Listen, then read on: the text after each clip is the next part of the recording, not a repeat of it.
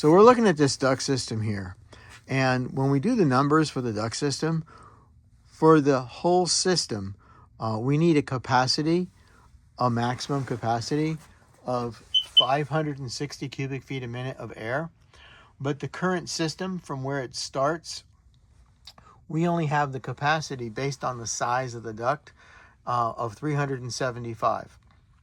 So the whole system needs 560, and we don't have that. We only have 375 to start. Then, after the first takeoff, we lower it down 110, because that's what the first takeoff is going to have.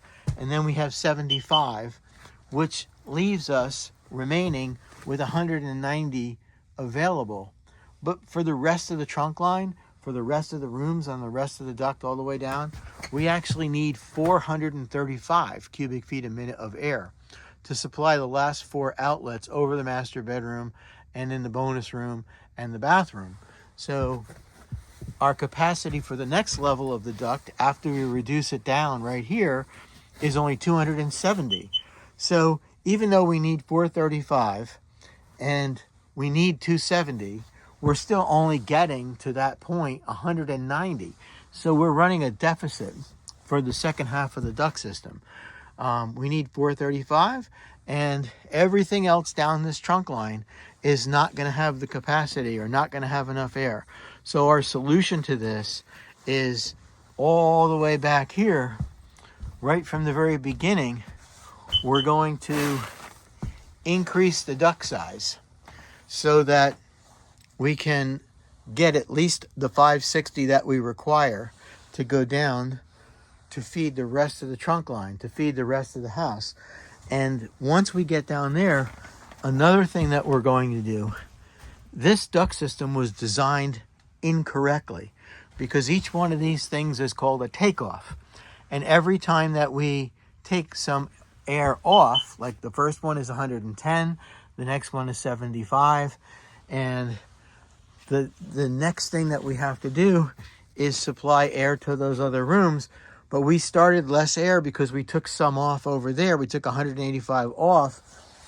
And now down there we have too many who can't handle it, because the capacity of this duct, the smaller duct, is 270 cubic feet a minute of air.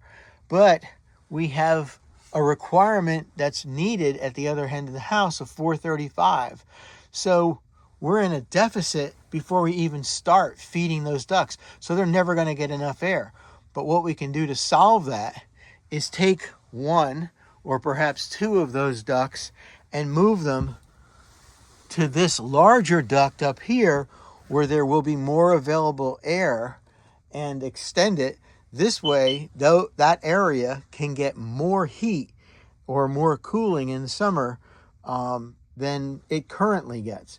And then the system will be more balanced, because you just can't get enough feed all the way down there. And it's a lot more economical to extend one of those ducts and bring it up here and just put it in this part of the trunk system that we're going to replace. And then it won't need as much air.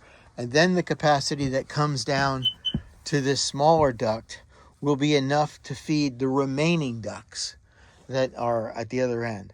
So that's our solution.